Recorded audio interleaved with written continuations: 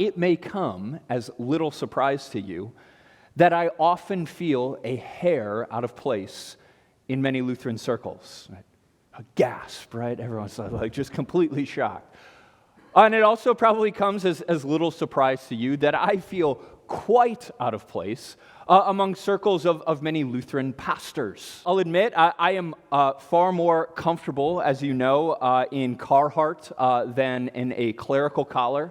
I would far, far, far rather listen to Kendrick Lamar than Bach or Gregorian chant. And I would much rather debate LeBron versus Jordan, the answer's Jordan, by the way, than discuss the nuances of Francis Pieper's Christian dogmatics.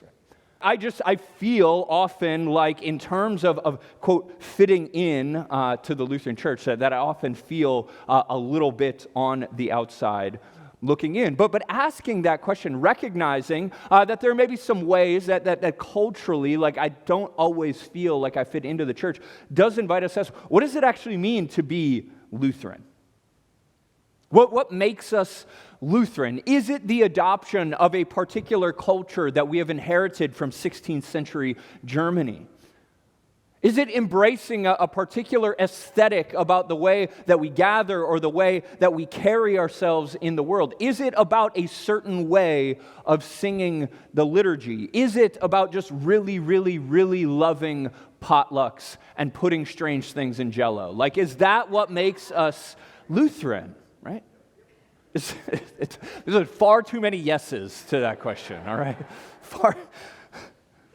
What is it that makes us Lutheran? You see, I would argue that being Lutheran is not about any of those things, although some of those things may be expressions of a deeper reality from time to time. But being Lutheran is fundamentally about embracing a particular theology, a particular confession of the faith. And even more, I would actually suggest that being Lutheran is actually about embracing a particular way of doing theology. And it is a way of doing theology that seeks to place the gospel as central to everything.